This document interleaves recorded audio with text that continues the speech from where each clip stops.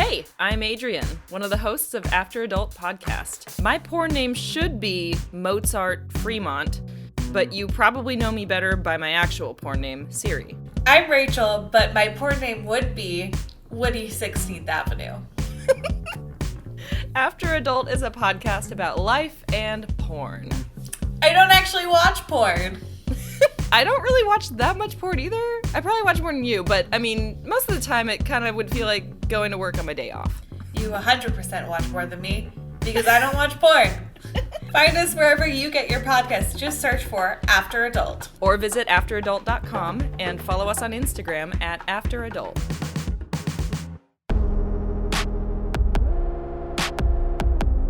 Welcome to the Peepshow podcast. News and stories from the sex industry. With Jessie and PJ Sage.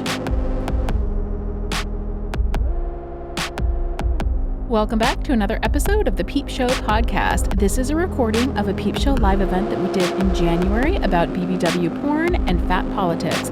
Our guests are Destiny Diaz, April Flores, and Shy Spells.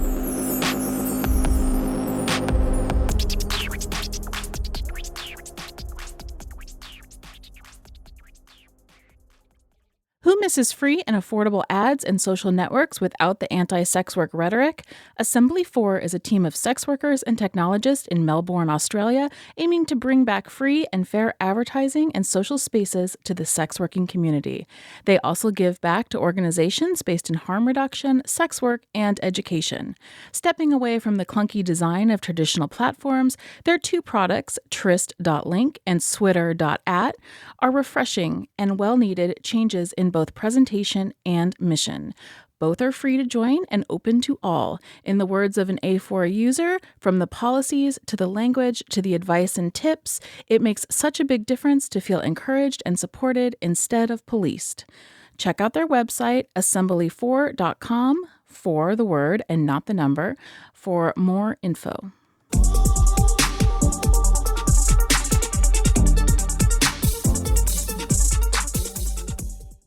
Welcome, everybody. We are really glad that there's so many of you here. I'm Jessie Sage. I am the host of the Peepshow podcast and the founder of Peepshow Media. And my co-founder is PJ, who's going to pop in and make an appearance. And we also have running this, Liz is our intern. Liz isn't seen, but Liz is in the chat room. So if you have questions about what's going on, if you want to say something or comment on what the panelists are saying, that would be awesome. We love your feedback and we want this to be collaborative. We are going to have kind of a formal panel for an hour. After the break at an hour, we're going to bring in audience questions. A little bit about Peepshow. This is our 5th live event. So once a month now we're doing these live events where we are inviting people to watch panels on different topics. Last month we did sex work and self-care. We've done cosplay porn. We've done all kinds of stuff, DIY. And today we are doing BBW porn and fat politics, which I am very excited about, and I know Courtney's excited about it too, and we have amazing panelists, so I think this is going to be great. Peepshow Media also has a online magazine now, and we've been running that. We particularly want to focus on sex work writers in the written pieces. So if you are in the audience and you're a sex worker and you have something you want to say, please pitch us your stories. We love to share the stories of sex workers. We also really want to pay sex workers for their writing and their stories and their contributions, and we have a writers fund for that. So audience members can also contribute to the writers fund if they want to see more sex work writing. And so many different ways. So many ways. Actually, this isn't my job. This is why I'm bad at it. This is Courtney's job. Courtney is the media and marketing person. So Courtney, I'm going to pass it over to you. That was amazing. I'm struck by how we met and where we are, because how we met was on a BBW. Oh, no, it was a plus size porn star panel at AVN during the convention part. And y'all came, and I immediately connected with PJ over our mutual fondness for Riot Grrrl. The funniest part about that story movement from the 90s, if you don't know about it. The funniest part of this story, I want to say, is that 5 minutes before we walked into the panel, PJ was like telling me all about Riot Girl, and I know nothing about this because I am not a punk person. I'm a hip hop person. So he's telling me all about it. And then we walk in and Courtney starts giving a talk on Riot Girl, and he was like, see, this is so important. And I was like, wow, that was weird. Well, if I remember correctly, one of the main things I was talking about is that like feminism comes in a lot of different flavors and styles, and that like feminism is alive and well in porn, and especially where it interjects with like our bodies and size and how people police us and accept us in various ways. So, we've always had this ongoing conversation about desirability and politics, and the panelists we have today are just so great. And I think that they have a lot to say about these topics too, because all three of you are actively working and navigating not working like right now because like pandemic, whatever, not super active. But, you've all been in this industry either from, I think we have a youngin here, like Shy Spells, you've been in the industry since 2017. Yes. So, yeah. And I'm going to introduce you first because you're the youngest. The youngest. But maybe you were also the youngest. I'm not sure. And April Flores, who's been in this business like since 1999 or something. When did you start? 2005. 2005. I started doing sex work as a fat teen in 1999.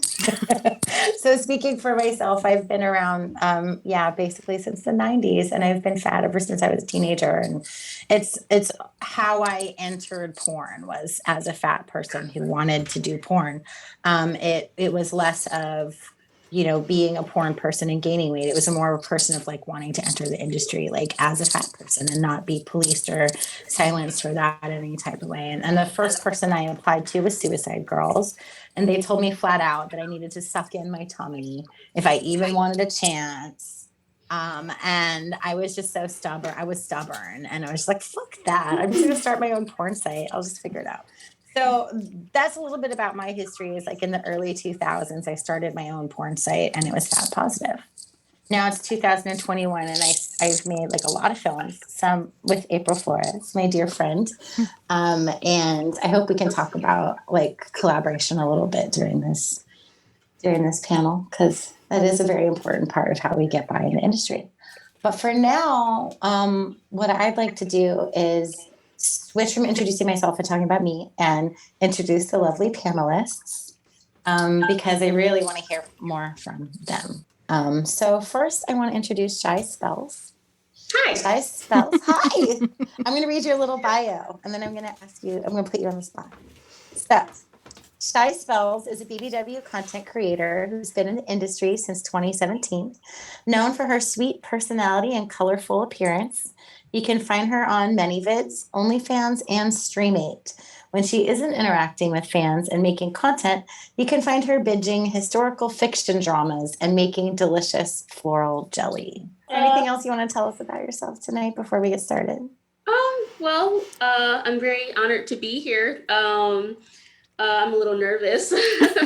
We all are. So I started in 2017, and this has been the most unexpected thing. I would have never thought, if you had told me even a month before I started, if you had told me that this was where I would be almost 4 years later, I would have, I'd be like, not me. So this has definitely been the most exciting experience in my life. So is there anything in particular you're looking forward to bringing up today? I look forward to, I guess, talking about like my personal experiences and how I feel a lot of people have like a lot of stigmas around being fat in the industry. So I would like to, debunk some of those. Mm-hmm. Awesome. If we don't get around to that, make sure to remind us. All right. Our next panelist is April Flores. I wrote this bio. Let's see if it's readable. April Flores is a plus-size model and performer with a cult-like following, having appeared in hundreds of films, books, and magazines in her bright career. I should change that to illustrious.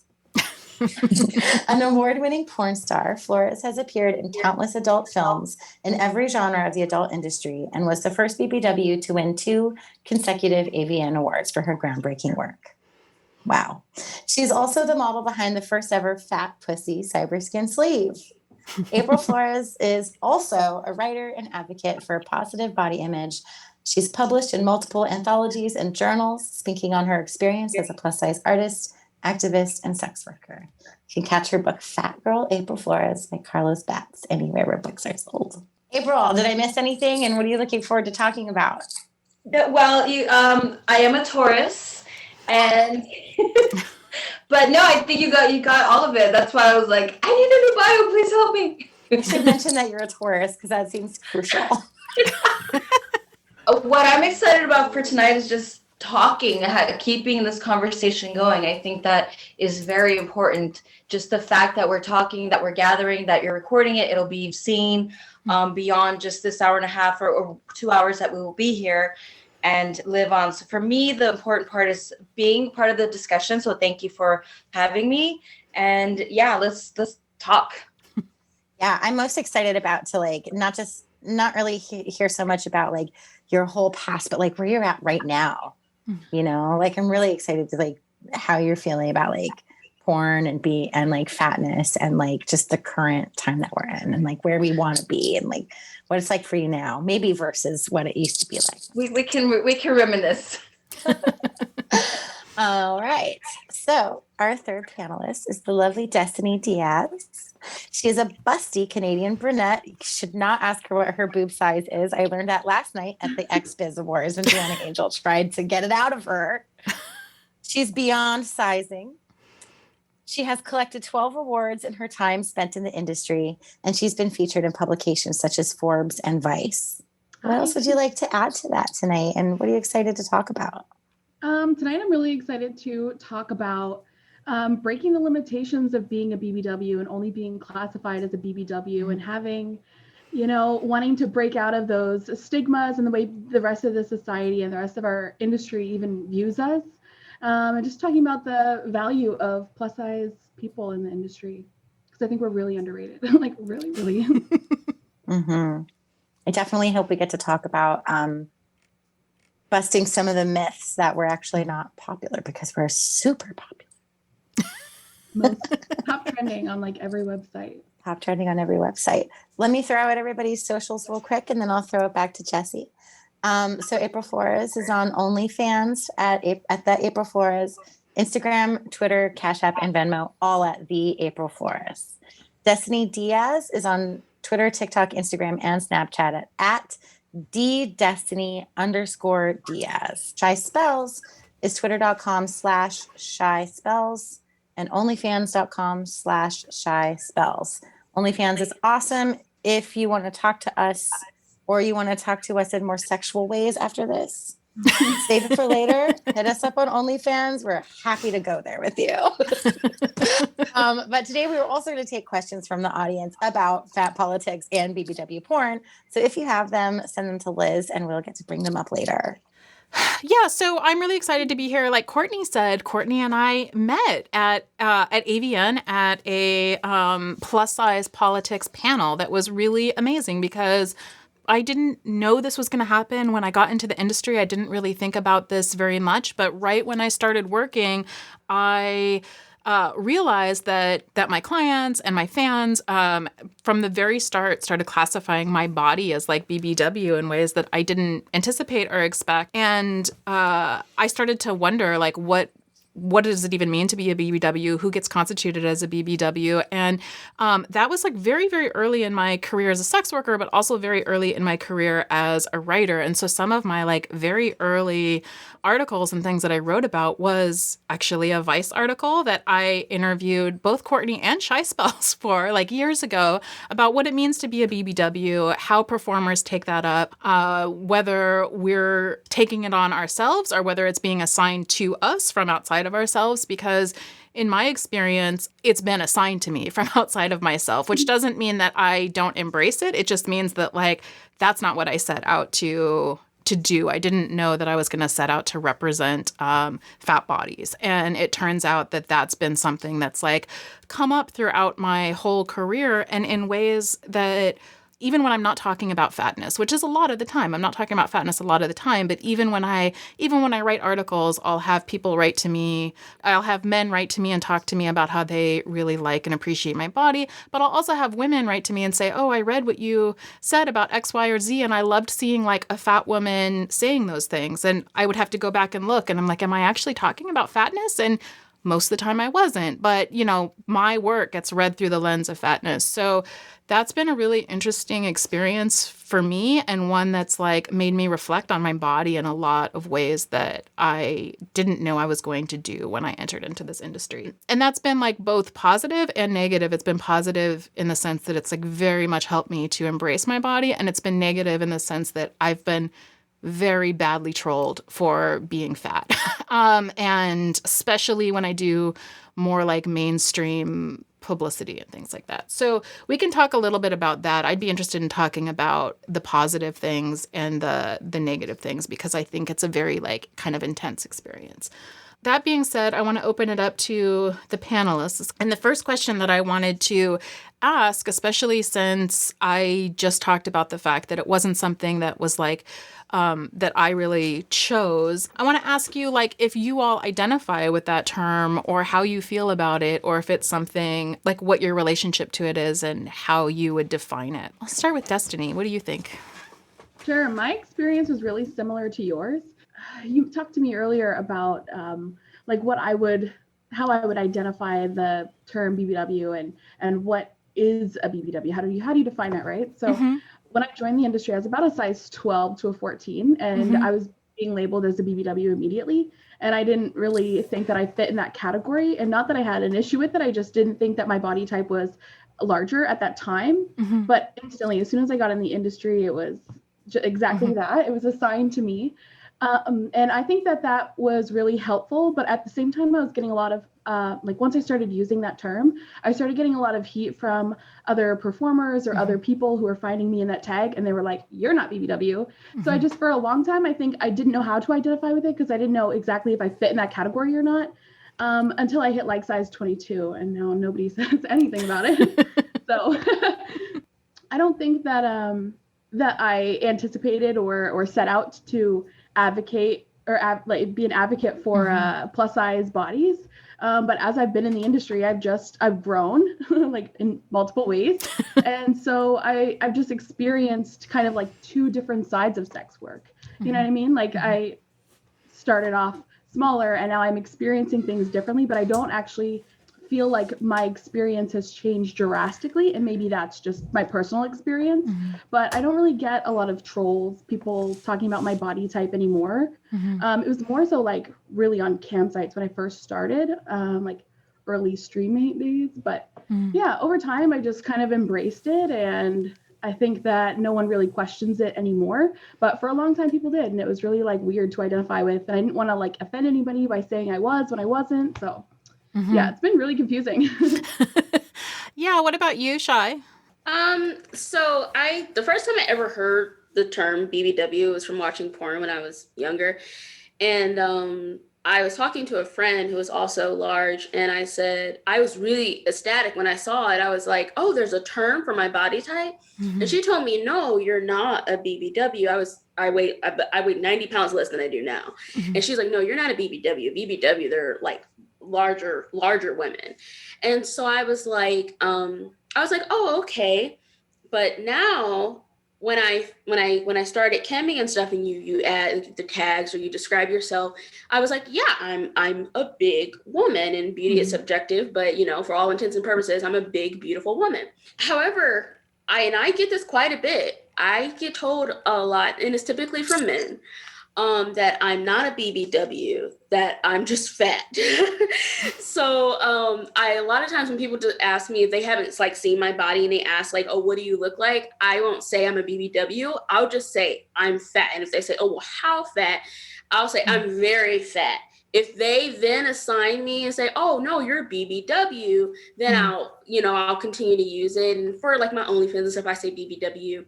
But in general, though, I feel if technically I'm a BBW, but I feel that a lot of BBWs now that I see are they're smaller, or they have like certain proportions that I don't have. Mm-hmm.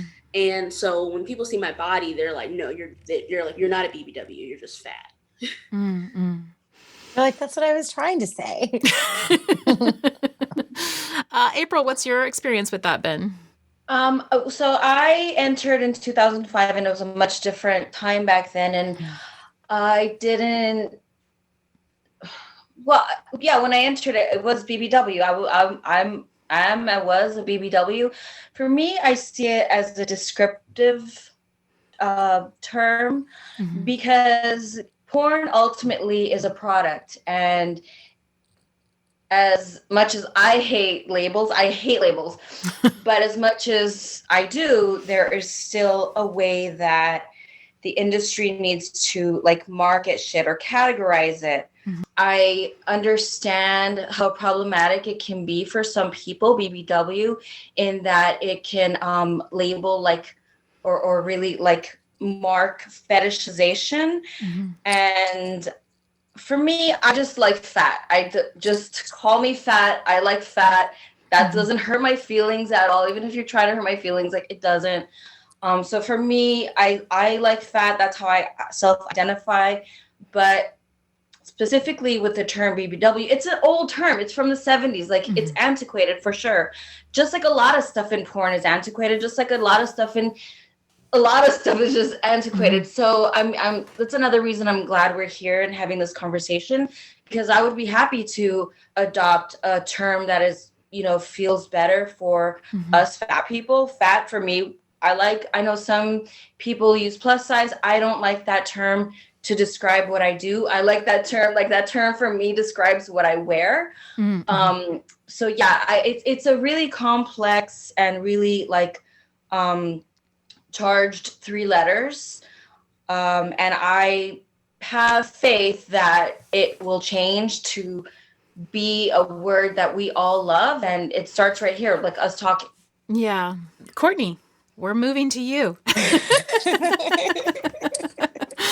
For me, BBW works as a marketing term. Like, when I signed up for ManyVids, like, I started using BBW. Like, I think that was like the turning point for me, from going from like really being just like against it, because my like niche in porn was not set up in a way in which I needed to really market to men, I guess. So when I sort of opened up to more male customers and doing less queer porn and more straight or heteronormative types of scenes for ManyVids or movies or something, I did start switching and tagging myself as BBW, because this is a job, and that is that is the market. But I mean, that it's not just about my fatness, it's also about gender too, because I do not identify as a woman. So, and I'm also 5 feet tall, so big and woman don't really line up for me, so like fat, yes, I love the word fat. And also for me, and this kind of ties into a question that I have for everyone, because I came from a pretty political background. Like, the first thing I did, when I called it my fat girl breakdown, when I decided to stop hating myself, start loving my body. And I started writing about it. I made a zine and a website, and started putting these little pictures, like flyers in Cosmopolitan magazine in the grocery stores. That was like, stop hating your body, because I wanted people in the magazines to like get this idea, right? So I did do like a little bit of political activism before, the allure of sex work and porn really became like my main focus of activism. I'm curious. And for me, the word fat is so perfect for that, because fat politics, fat positivity. Marilyn Wan's Fatso is a really good book from the 90s that I read that was like really informative for me, for sort of breaking down all the stereotypes and starting to understand what fat phobia was, and how it played into like my class issues and like the different races in my family, and like all these things, my gender, I can't really people don't necessarily recognize me as a trans person, because I look like a woman. Like I have big titties. What can I do? So I'm curious, if you're like, how politically involved are you? And like, do you do things around fat positivity, or body positivity or awareness or whatever you want to call it, in outside of your work? And how do they interchange with each other? Almost all the women in my family are plus size. So I grew up with women who were very confident with their bodies. My mom, like, she just always owned it. And so she was very, very comfortable. She called herself fat. The word fat was very normalized in my life, in my vocabulary. It wasn't used in a negative way towards anyone in my family.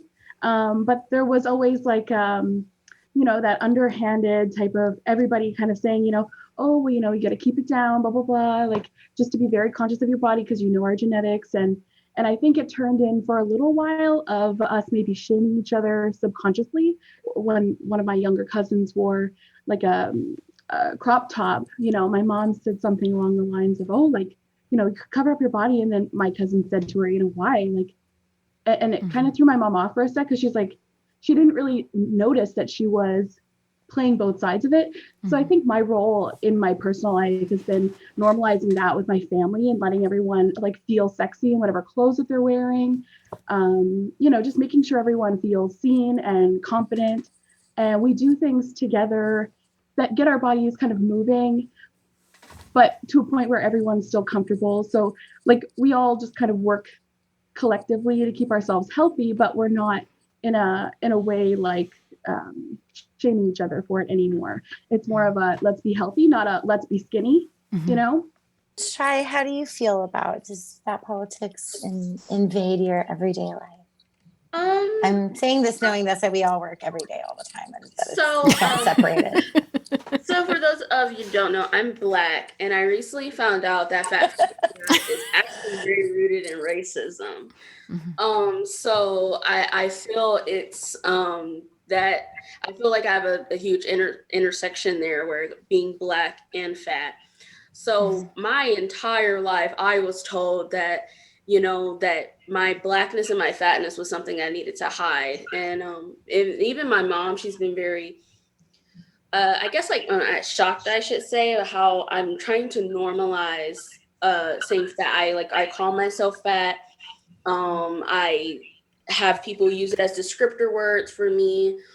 I also I check people in public when I see them like body shaming and such. Like, for example, I was talking to a woman and she had a daughter, and her daughter was on a sports team, like doing very well, like got a scholarship. And the girl said, oh, I'm sweating so bad. And she said, oh, that's good to lose some weight. And I like stopped her like right in front of her, and I was like, no. I was like, she's fine the way she is. Like, I was like, your daughter's an athlete, and you're concerned as how big she is. So I guess like I try to be aware and I'm sorry, very bad at words. More aware of and trying to normalize fatness. Or number one thing, I hate this. I hate when I call myself fat and someone says, no, you're beautiful. I can be fat and beautiful.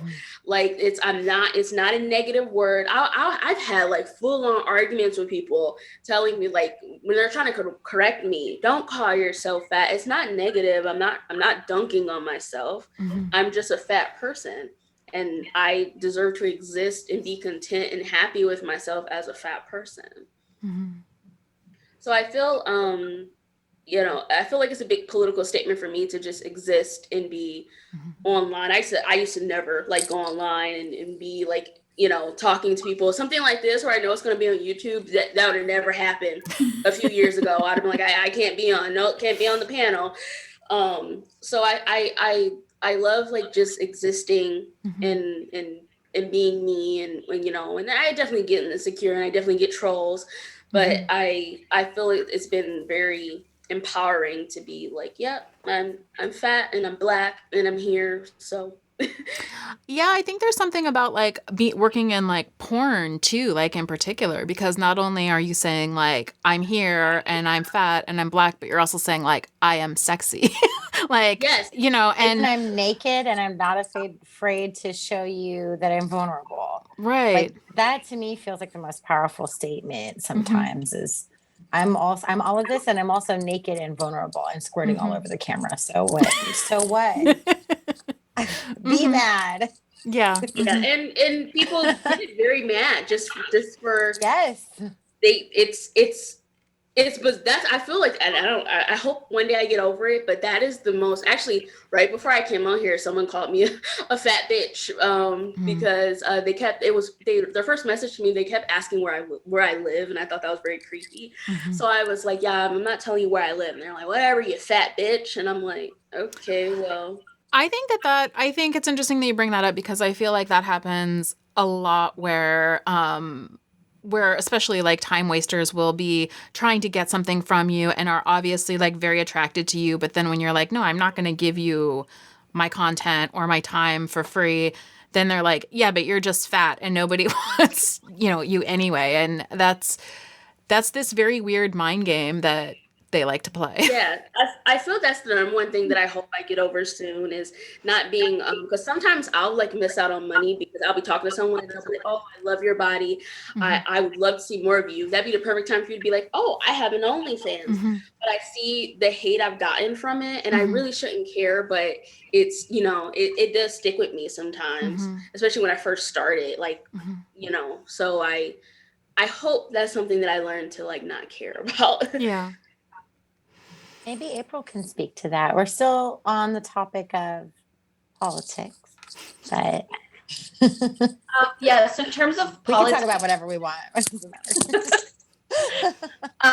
So in terms of politics, I want to echo what Shai said. I feel like just being fat and not, like embodying the stereotype, which I've never found to be true. Like I've never really found fat people to be like these sad, small, like made to be small people. But I just think that us being out there vulnerable, like Courtney said, putting ourselves all the way out there for anyone to see. When I got started, my main motivation was to be, the opposite of what the norms are considered to be, especially back in 2005, to be desirable and beautiful.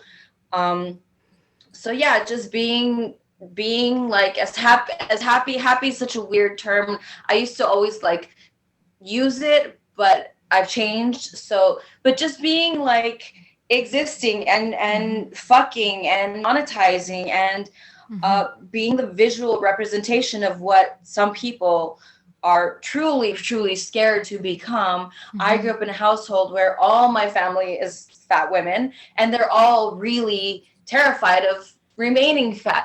So I think it's so cool that Destiny had the experience of, having the word not demonized and being fat wasn't this horrible thing. Still to this day, like my mom says some stuff which doesn't really like sit well with me, but I choose my battles and I deal with that with my therapist. But I think that change is slow, but I think that it is happening. Hot tip: have a fat positive therapist. Positive too. Oh. Sounds like a keeper. Yeah, I love her. I feel like there's a movement that's happening to have more representation, and I think that that's like really important, and not just in porn, but in like fashion and in popular culture. What I'm finding though is that there's like a lag with how people are talking about it, because speaking of like older family members, somebody the other day was talking about this, well, now I look in a magazine and there's people of like all sizes or different things going on. And then the way that she described it was, you have the really like beautiful people and then like the regular people. And I'm like, actually, those people are beautiful too. But, and I think that there's still a way in which people are like conceptualizing, oh, it's great to have more representation, but then still pulling apart the people who aren't like fitting the norm, including like all of us on this panel. And like Courtney said earlier, I think the thing that's like really interesting about that is there's also and I always find this at AVN or at anytime we go to any conventions, there's a huge lag between what customers and clients like actually like and what the industry assumes that they like. Because you see on every pillar like very conventional models, but you have all kinds of people who are there who don't fit that norm. I really kind of want to talk about like busting down stereotypes a little bit more because Shai picked that up at the beginning. We don't really have that in our future planned questions. So yeah, like I would really love to hear about like what kind of, stereotypes you would like to see busted. I for one would love to see, I guess this is a stereotype that we worked really hard to bust, April and I and a few other folks, is to do lesbian BBW porn, is to actually do girl, because the biggest myth, and this is for the business people in the audience, is that BBW girl doesn't sell. So that's the myth that I would like to bust tonight, is that I think that fat girls fucking is very lucrative. And I have the money to back it up. I've spent it all, but I know that lesbian BBW sells. So that's the myth that I want to bust today. Also that I'm not always confident, and I don't do porn because I'm confident. Like I do porn because I need money. So. That part. I'm not always like, I love myself. Yeah, I wanted to add that I feel like when I joined, I feel like people kind of strip me of the complexity of being a human, because they figure, oh, you're fat and you're putting yourself out there, so you have to be super confident. And whenever I show like a moment where I'm not having a good day, or I'm not feeling great about myself, or, like any other person, then suddenly it's all like, people want to get in my inbox and white knight. I call it white knighting. They'll be in my inbox like, oh, hey, baby girl, you're beautiful. And I love fat girls. And if you were here with me, I'd make you feel so good and stuff. And it's like, well, I didn't ask you all that. I'm just having an off day. I don't care how you feel about my body, honestly. I'm going to eat some ice cream and feel better. Like, I don't know. Like, they feel like they need, like, I feel like a lot of men think that we need their validation. And so they'll, I get that a lot. So whenever I have a moment where I'm not feeling great, like, here they come, like, oh, let me validate you and stuff. And validation is great. I definitely want validation, but I hate feeling like I have to be 100% in love, see my reflection, get horny feeling, because I don't always feel that way. So that was it. Yeah.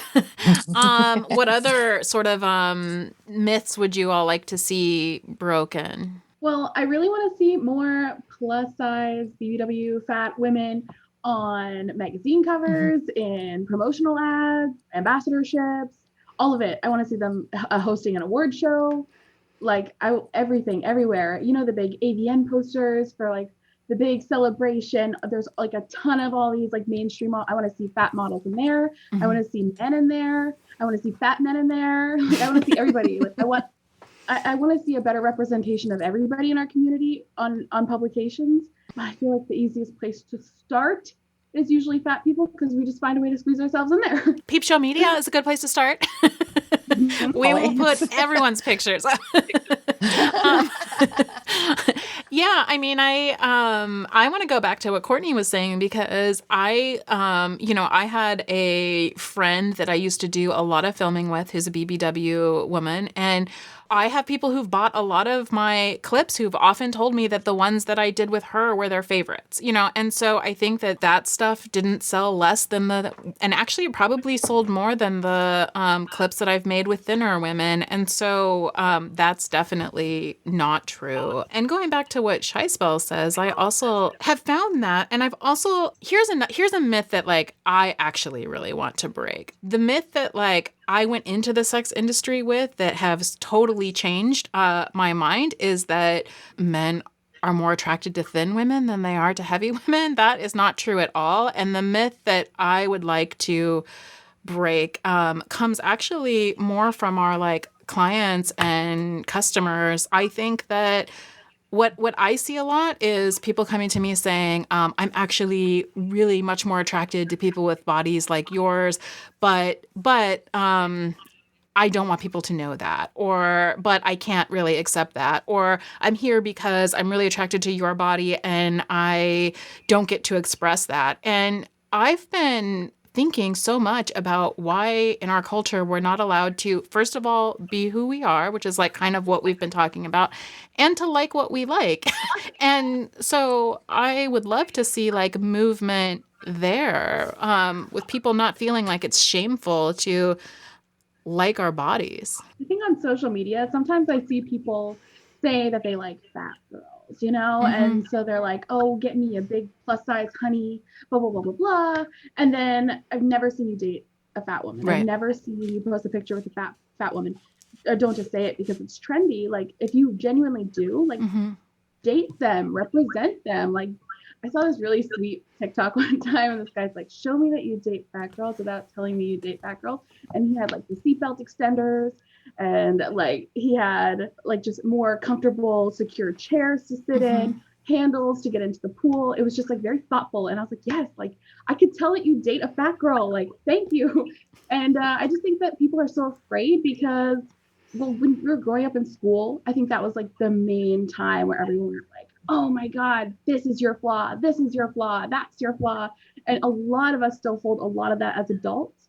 And so it's hard for us to break out of those later on. I think it takes a lot of like self-reflection and time to get comfortable and confident for anybody in anything that they were picked at for as a kid growing up. I don't know a girl who hasn't been called fat, I don't think, or like, or a girl who hasn't been body shamed in another way. Like, you're so skinny, blah, blah, blah, blah, blah. Like, it's just always about our bodies.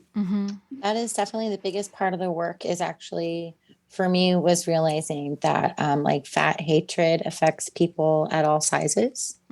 From the biggest to the littlest, we're all affected by a fat phobic world.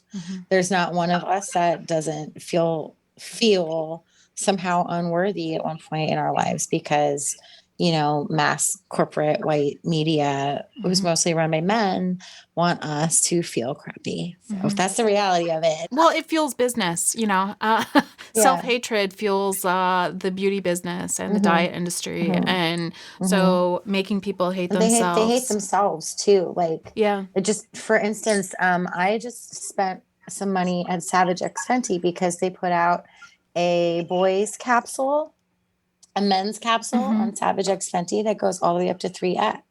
So I was like able to get like a smoking jacket and some boxers in my size. I was so excited. And they had a fat man modeling the boxers. And I was like, that is what my tummy's going to look like in those boxers. I am stoked to know that this website represents all types of bodies. And lo and behold, the business is run not by a white man, but by a Black woman. And that is going to happen constantly over and over again when we look at the products that represent us or are catered to us. It's always going to be sort of a dichotomy between like these white men who are trying to make money off of our problems and like the rest of us who are trying to fix them. Yeah. And I know where my money's going. Let's do another question for all of you. And the one that I want to move to is, I want to ask you all like what working in the industry specifically has taught you like about desire. I mean, we're kind of in the business of fantasy and the production of like desire. So I'm curious like what you have learned about it. Does that question make sense? Yeah, I'll go. Yeah. So I entered the industry as a heterosexual woman and really quickly saw that I had opportunity. Well, my first shoot was with a woman. So, and that was my first lesbian experience. So yeah, I had always been curious about my fluid nature, but I never felt confident enough or just really that it was something that was really like me, even though I had the desire. So in porn, I got to be with partners that were not cis men. And yeah, so my sexuality was really, I've been able to just have fun with all different people. What about you, Shai? Well, so not only did I enter the industry heterosexual, I also entered monogamous with my husband. And I used to think the idea of being open or being polyamorous was so taboo to me. I honestly thought, like, how could you be in love with someone and want to have sex with somebody else? Like, I couldn't fathom that. And now here we are 4 years later, and my husband and I have opened our marriage. And I can understand I guess the complexity of desiring other people and still being deeply in love with your partner, and that not affecting that, and seeing sex as like this just expressive thing and things to explore without I guess like feeling shame or I don't know how to describe it. I guess it's just I always thought that, I was like, I could never be with another woman. I could never sleep with somebody else. And just how my ideas of sex have changed. A lot of shame has come up. I think a lot of it was growing up and feeling a lot of shame. So, because I always equate it to if you're, and somebody mentioned talking about like feeling worthy as a fat person, and I always felt that if I had a partner and they wanted to sleep with someone else, that mean that they didn't find me worthy. And so I no longer feel that way. And then also just in general, just being desired in general, and people, paying money to talk to me and wanting to treat me to things. I spent a big portion of my life being told that I was the furthest from the status quo of beauty. I went to, so when I was in high school, I was the only Black girl in my graduating class. There was only one other Black student. I was one of two Black students in my graduating class, and I was the only Black woman. And people would just outright tell me that I wasn't pretty or I wasn't dateable, or I would not get invited to things. I, had friends who would purposely like to bring up how they were prettier than me and stuff. So I really thought that there was no place for me in sex work. So to see that there is a place for me, and, and I just have to work hard enough for it, that just, it's a very comforting thing. I feel like that's happened to me being in the sex industry too. Not exactly like that, because I already had an open relationship when I came in and I was already sleeping with women. But I do think that there's a way in which things that seemed unimaginable like stopped seeming unimaginable and where like your horizons are opened in ways that I really value. And sometimes when I talk to people who, haven't had these sorts of experiences, it's kind of sad to me to think about how like limiting most people's like lives are, and how limiting their sexual horizons are, and even just their imagination of like what's possible. So I like that you brought that up. Destiny, what about you? I'm going to piggyback off Shy, because she brought up some really, really great things that I can relate to, like connecting sex and love. Like that was really difficult for me. And I think it was just the way I was brought up. Like I wouldn't say that my mom ever like slut shamed, but she was always teaching us sexual education. So it was always like, you could get pregnant, you could get STIs, da, da, da, da. So I stayed like a virgin until I was like 17 or 18 years old. And then I had just a really difficult time separating those two types of relationships. Like I didn't want to give any part of me or any exchange of me with somebody who I didn't think it was going to be worth it or anything like that. And so when I met my partner, I was like, we were both talking about swinging. It was interesting to me. It was hot. It was cool. And we tried it, and off the get, I hated it. I was like, oh my God, like I'm so jealous. I can't do this. Like it was like very, very hard for me. But I think that came from maybe past relationships of people being unfaithful and not treating me right. When like I look at our relationship now, like 9 years later, we're like, I know this dude is not going anywhere. Like I'm like, yeah, if you want to get your dick sucked, like I'm good now. Like we've had an open relationship for a few years now. And yeah, I think sex work really opened me up to that. And just wanting to work with some of my friends and meeting people in the industry, I was just like a lot more open to inviting these people into intimate time with me. And another thing Shai had said was when she wasn't feeling worthy, but like, or that gifts and being spoiled and being like really treated well in the industry by our customers, by our fans, made you feel like you had a little bit more self-worth or just more worthy of these gifts. Like nothing was ever handed to me growing up. Like I couldn't even use the internet without having to work for it. So to get things just as gifts to people, I think that really helped me like accept gifts. I feel like I've always had a huge issue with that. Like I wouldn't touch something that I got as a gift because I'd have to earn the right to play with that thing, and it's something I've just been working on myself, but you explained it so well and I just want to bring it up again. But yeah, I definitely think that like camming and the industry and everything around that has really helped me like accept myself in many different aspects. Liz, what else do you Any have? other questions? Yeah. And then we had a really great question. Miss Lopez says, I've definitely gone through my own body shame working within the industry. I'm wondering how each of you practice self-love and self-care, considering how debilitating the industry can be, especially for fat sex workers. A really good question. If you don't mind, I'll go first. So when I first started, I joined like a lot of sex worker groups, and I would always go in there and complain about the awful things people said to me. And finally, someone commented on my post and was like, "Girl, you need to thicken your skin or you will not make it." And I was like, and at first I was like really hurt, like so insensitive, but it's true. So someone posted something some time ago, and they said men will stick their dick in a chicken sandwich. So don't take what they say to heart. So sometimes when I'm having a moment where people are being mean to me, I think to myself, okay, so you insulted me. You said I don't have a real job. You said I'm fat. You said I'm ugly. What does that mean to me? Because I'm still going to be here. I'm still posting my work. I still have people who love me. I still have a million things to be grateful for. So you just called me fat. I know that's a reflection of them. And I know that's a lot easier said than done, because it does hurt. And definitely there's been times where someone will say something to me and I have to go to my husband. I'm like, somebody just said this to me and I'm really hurt about it. So I say the biggest thing to keep people who uplift you, keep friends and people in your life who will always make you, feel good about yourself.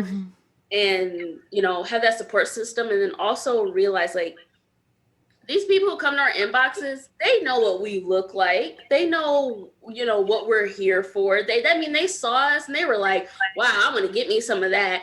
You rejected them and now they're upset about it. So that's why that's a big thing I keep in mind. Like, you came to my page, you added me, you went into my inbox, you asked to meet up with me or get my content. Now that I've said no to you because you're not working within my boundaries, now all of a sudden I'm an ugly fat bitch. I'm like, no, you exposed yourself. Goodbye. I have to say that I'm a writer, so another thing that I do is like write about these experiences. And the other day I didn't think I wrote about it a lot, and the other day I was going through a project where I was categorizing all of my articles, and I realized that I've written on like fat positivity more than I've written on like any other topic, which was surprising to me because I didn't realize that I write about this that much. But yeah, I mean, I think like putting things into perspective, which is also something that Shai was talking about, and realizing, there's not, the loud people will try to tear you down, but they're not everybody. What about the rest of you? For me, I want to agree with what both of you have said. I don't read comments on articles or videos or anything. I'll read comments on my socials, but not anything else, because they are really, we can get 100 comments that are, rah, rah, great, you're great. And then the one that says something that hurts, that's what I tend to fixate on. So a long time ago, I decided I'm not going to read comments anymore. I have a good community of friends around me who are able to lift me up when I'm having a hard time, Courtney included. And also cannabis, like I medicate myself, not it's not dependent on it, and I apologize, I had to step out because the delivery was here early, but yeah, I take walks, and I see a dog, just normal stuff like cooking, stuff like that. And also, I think that was this question about self-care? I can't remember. Yeah, it was So, about like, self-care and like how nurturing you yourself. how you deal with the hard things about this. Yeah. And also I go to therapy, and it took me like 15 years to find a sex worker positive therapist, but I'm glad I did. It took the pandemic to find someone, but yeah, so it takes a lot, but I think even if, I was a plumber, I would still need a support system.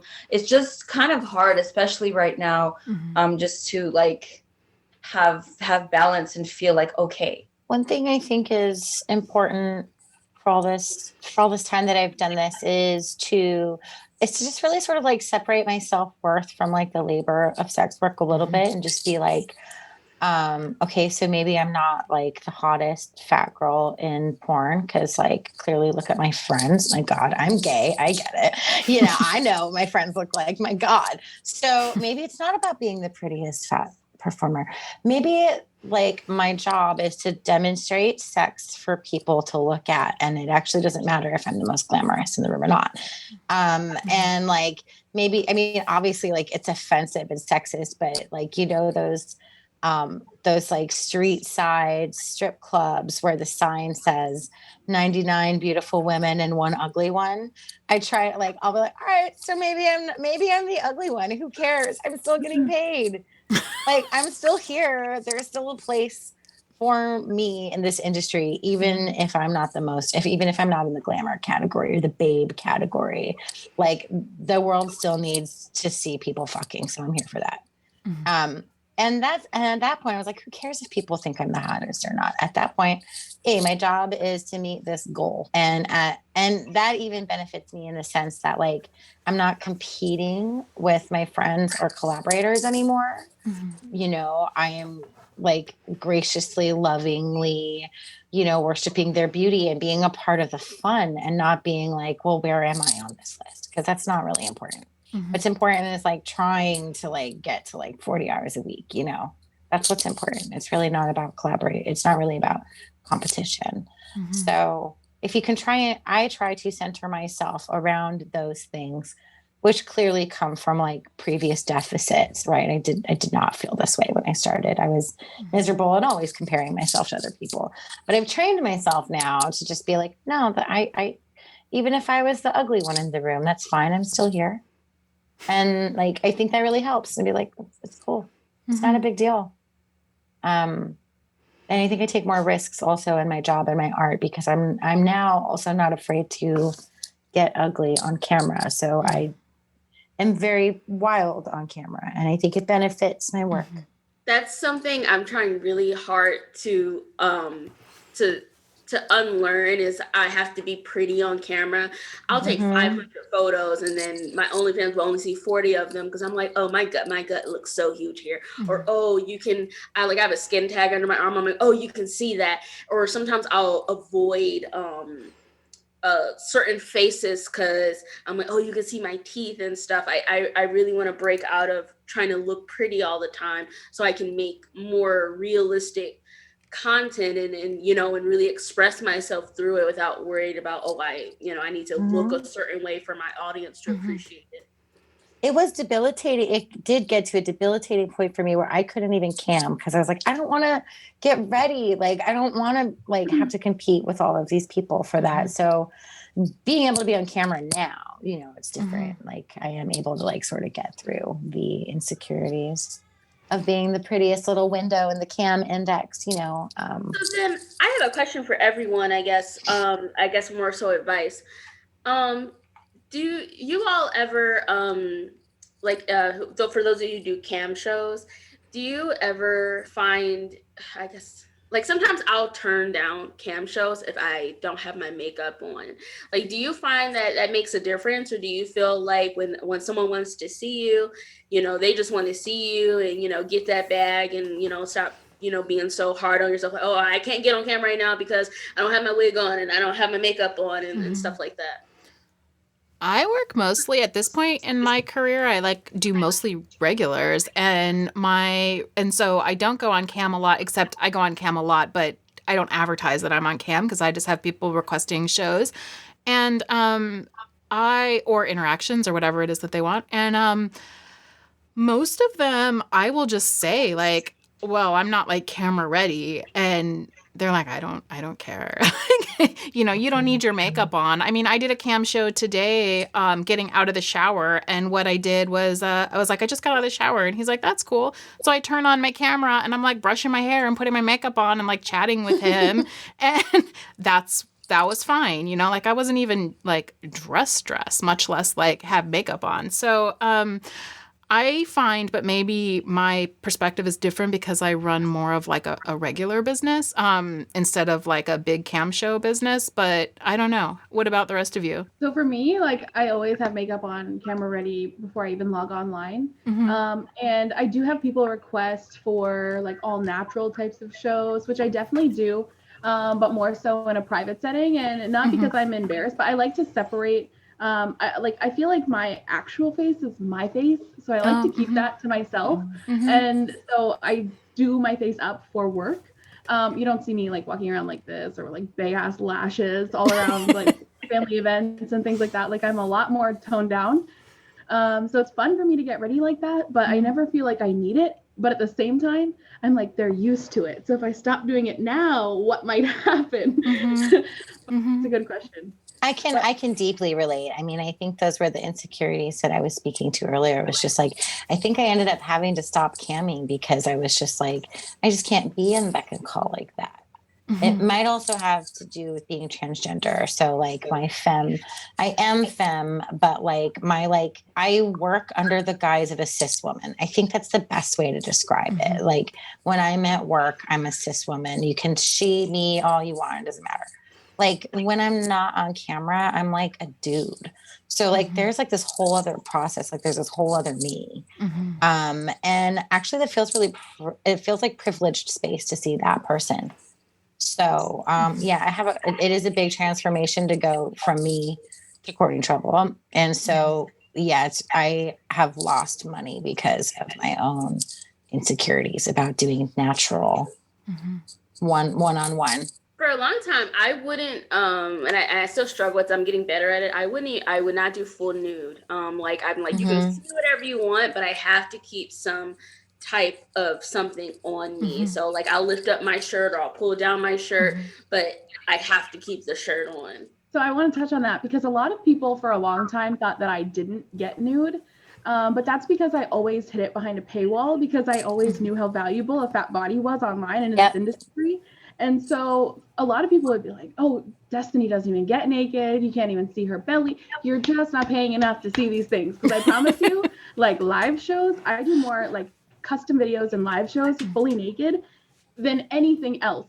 And it's like another thing that's like very intimate and private that only select few people who want to experience that intimacy with me can like have.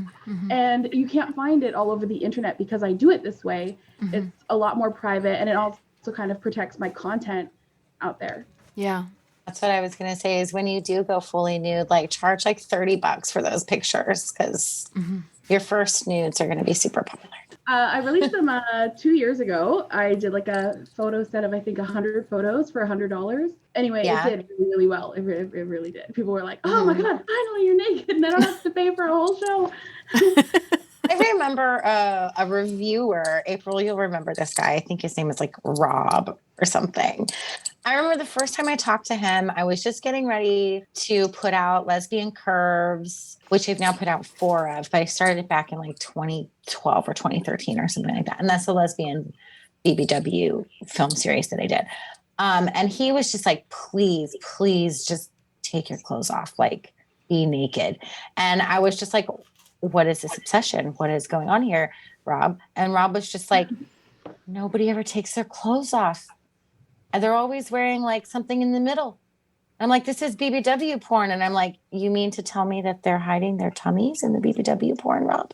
And Rob was like, yes, they're hiding their tummies in the BBW porn. And I was like, how is this happening? Guilty. I am guilty too. Well, and I was guilty too because I was like, oh, I like a corset, or I'll just bring this dress down to here. and like I'll have like the pussy and the ass and the tits out and like great. I worked at a strip club, like a peep show, where you had to nipples and clit and pussy out at all times. So I would always wear something in the middle because you know what? It's the same thing about being trans. Like I didn't want to be like the fat person. I just wanted to make money. Okay, so like just tried to fit in as much as possible because this isn't a luxury game for me. This is my rent money. And so it was at that I had to make like a really specific choice at that time. I was like, if I want to make really captivating BBW porn that like the fans are gonna like I think we need to get naked. So that's been like the rule of lesbian curves is like you have to get naked. I know that doesn't seem like it's a big thing, but if this is a body market or something, is a body genre. It's a body genre. So you don't have to, but for me, that was a real turning point of just like the fans want to see us head to toe. They want to see the side profile. They don't care if you have a big gut or not. Some of them will even pay you to gain weight, and like you don't have to go down that route, but they're there.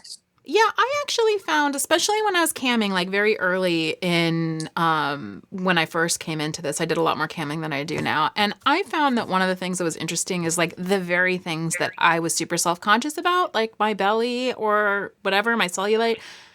Those were the things that like people really liked and really wanted to see. And that like very much changed the way that I thought about my own body. Because I didn't... Another thing I'd like to touch on is like my body changed a lot after I had a child. And so I had a child while I was in the industry. And so that was a whole journey. Like I had a new center of gravity for 9 months. And then outside, like I was milking and I like my body changed a lot. So the industry has seen my body go through a whole lot.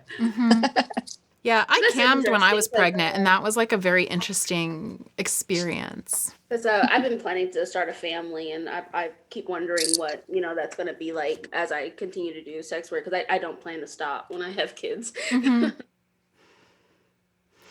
I definitely think there's a market for pregnant, plus size, pregnant fat. I don't think that's an issue at all.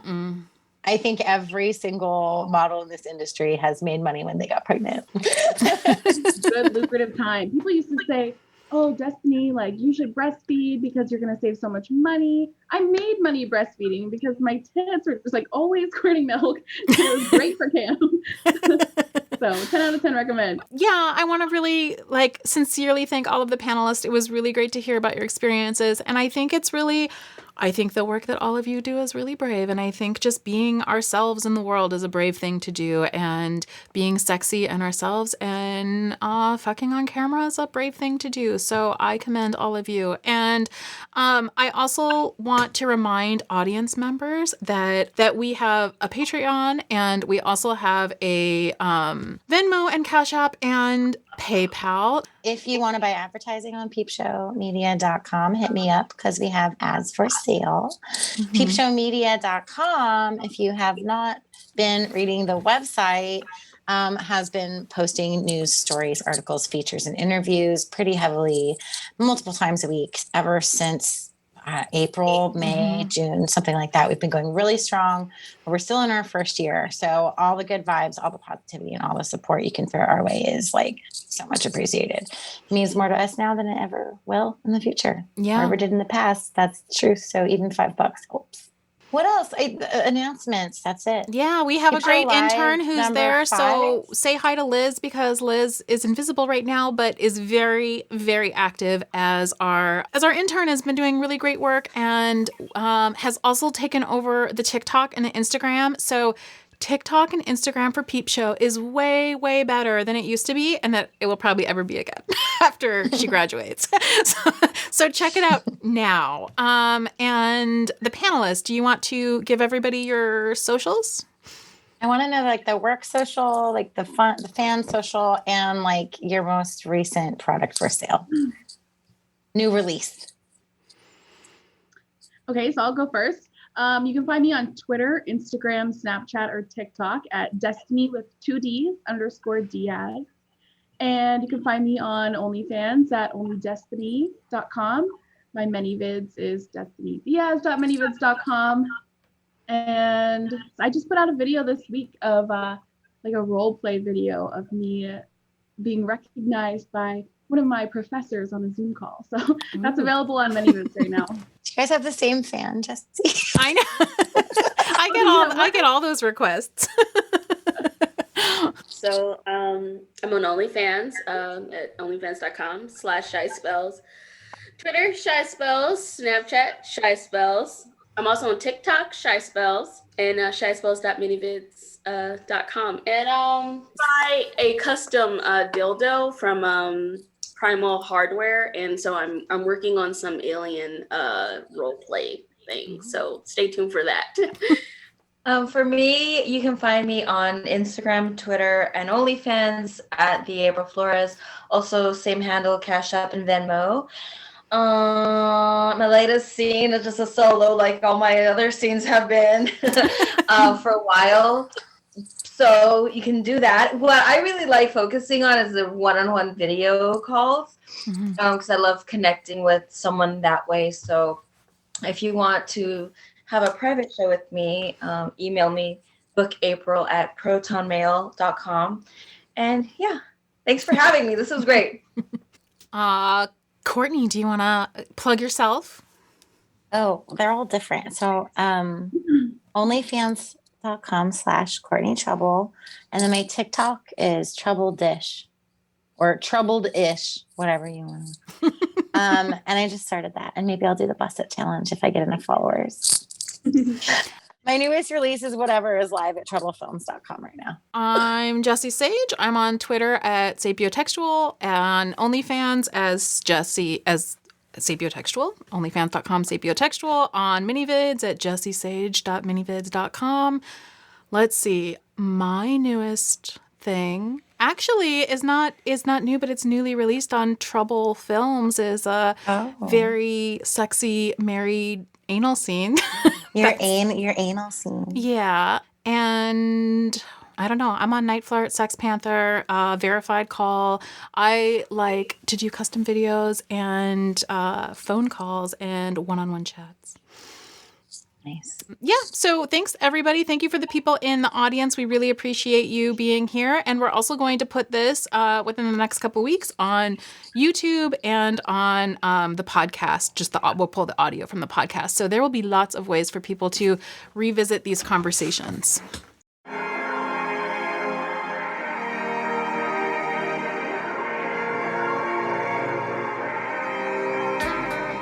Thank you for joining us for yet another episode of the Peepshow podcast. I'm PJ Sage, and you can find me on Twitter at PeachSage. And I'm Jessie Sage, and you can find me on Twitter at sapiotextual or at jessiesage.com. We would like to remind you that we have a Patreon account and would appreciate your support. Please visit patreon.com/peepshowpodcast. Our music is courtesy of Joe Kennedy. The show was produced by Jessie and PJ Sage. Signing off. Have a great week.